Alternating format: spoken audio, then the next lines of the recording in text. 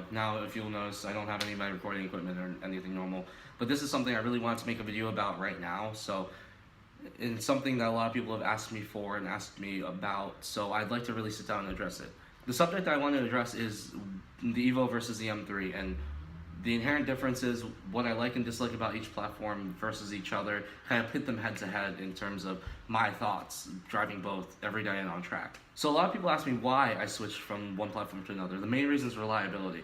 And when you think about it, the Evo has the turbo plumbing, and it has a lot more tuning involved. There's a lot more things that rely on computers, and there's a lot more parts, like they have a transfer case, and there's just a lot going on with the Evo. It's a very technologically advanced car for the era, but inherently that brings a lot of issues to the table. And I was having a lot of issues with heat management, with tuning, with turbo parts breaking, etc. So I kind of got fed up with dealing with the reliability issues of that platform.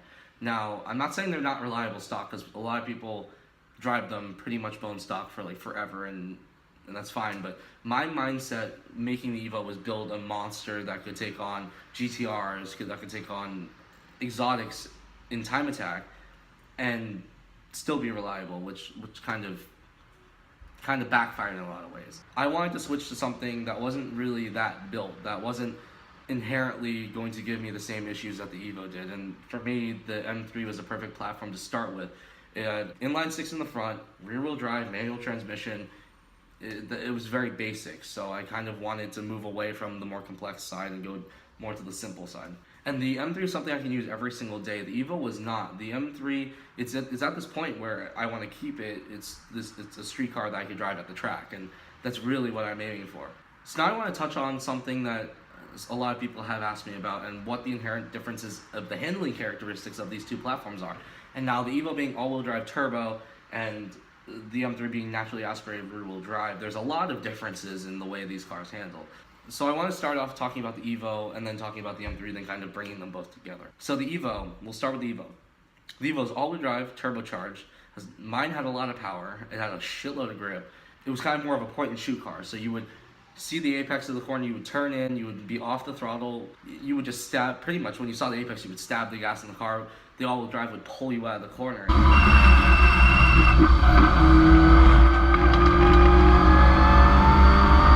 And there wasn't really too much involved. I never had to quick correct, I never had to slide the car, I never felt like I was running out of grip. The car had a monstrous amount of mechanical grip. Now, this is good for lap times, and this is great for going really extremely stupid fast around a road course, but it wasn't that fun to me. It wasn't an experience that I thought was memorable, or that I really enjoyed every time I got out of the car, like laughing my head off. The Evo tended to understeer no matter what I did. I put a thicker rear sway bar on, changed the differential plates, did a lot of tuning with the suspension, ran stiffer coilovers in the rear than the front, and it still understeered, and I couldn't get the back end to play around with me or to rotate, because there was just too much rear end grip for me to actually get anything. So all I would get was mountains of understeer.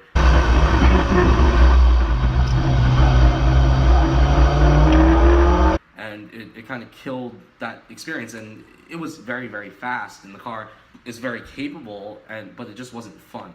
Now, on the M3 side, I took it to the track last weekend just as a shakedown, and it was probably one of the most fun cars I've ever driven on track. I've driven S2000s, Miatas, Porsches, etc. on track, and this was kind of the most enjoyable, raw, visceral experience. It might not be stripped and gutted, but it was very driver involved, driver intensive. There was a lot going on with the car, and there was a lot I needed to do to keep the car from sliding, from spinning, etc. And it was just a really fun experience. I'm going to post some videos right in this video right now, and you can hear me clearly laughing the entire time when I'm driving the car and screaming yes, because it is so incredibly fun that everyone should end up driving one at one point or another. They are a blast. So here are those clips right now. Woohoo!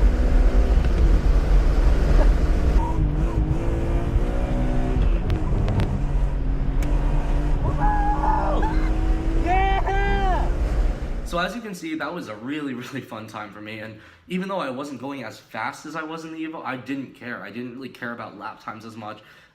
It was more about me as a driver with the car together, and that's kind of what I felt. I felt a very strong connection with the car. I knew exactly what the front axle was doing, I knew exactly the limit of grip on the rear tires. I knew exactly when the diff was locking and how that would affect my driving. And everything was just so communicative. I could feel exactly where the tires were. And another really good characteristic of the M3 was being able to rotate using the throttle. You can also get power oversteer. So you can enter a corner, and if the car's not rotating enough, you can just fix it with throttle. You can get the back end to just rotate around and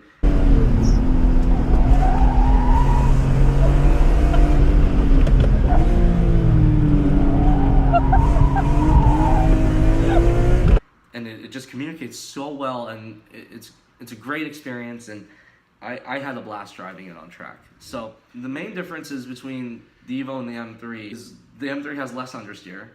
It's more playful in the rear end. It communicates a lot better with you about what the car is doing. It's more driver intensive, etc. The Evo, on the other hand, is kind of like a scalpel. It's very precise. It's very, you know you're going to go fast when you drive an Evo, and a lot of people call it a cheater car for a reason because it's so incredibly freaking capable. But I kind of feel like there's a little bit of lack of driver involvement, driver skill needed, and driving the M3 definitely showed me that I need to work on a lot of my abilities as a driver rather than what I was doing in the Evo, just stabbing the throttle.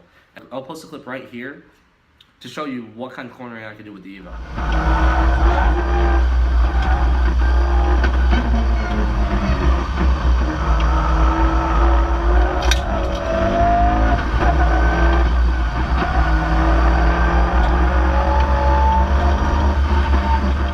So that clip should have showed you kind of how easy it is to drive the Evo. And so one more thing about the Evo versus the M3, the power delivery is much different.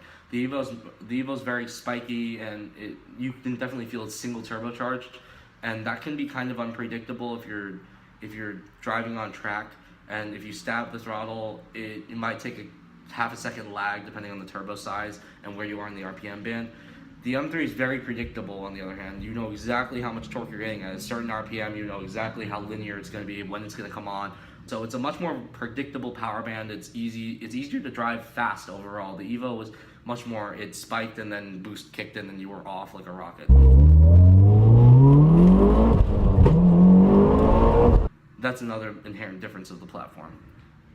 So both cars are extremely capable, and whichever one you choose, you're going to be happy with it. If you're trying to choose between an Evo and an M3, I'm not sure if people actually have that dilemma, but if you're trying to choose between an all-wheel drive turbo car and a rear-wheel drive naturally aspirated car, there's a lot to think about. If you're going to want something extremely fast and capable that can make a lot of power very easily on the street, then the Evo is probably for you. If you want something that's more driver intensive, driver involved, you need to be on your toes a lot more, the M3 is probably for you. Now, I'm not saying the Evo is not a good platform. It's just I took that build too far, and that kind of put me off of the track that I wanted to be on. Now I'm kind of bringing myself back and saying, look, I want to be able to drive this car on the street. I want to be able to enjoy it, be able to drive it 100,000 miles and not have any reliability issues. And I can't say that I could drive the Evo every single day and it would be reliable. So my word of advice to anyone looking to modify or to drive, or which car to choose, if you're going to have an Evo and you want it super reliable, do minor bolt-ons: intake, exhaust, intercooler, and a tune.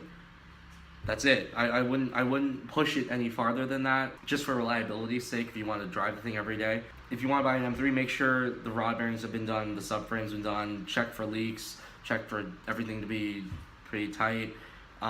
You can't really do too much to gain power in the M3, so it's going to be more of a handling car. So it's up to you guys whether you want the ease of power with the turbo car or the handling characteristics of the M3. So I really hope you guys enjoyed this quick little video. I know it's a lot of information to try to cram into this short of a video, but I just wanted to get a couple of my thoughts out on the Evo versus the M3. If you guys have any more suggestions on what I can do to improve these videos, or if you can think about any more topics that you want me to touch on or any questions you have, feel free to write them in the comments. I will definitely try to answer everything. So thank you guys so much for watching. I really appreciate the support, and I'll see you guys in the next video.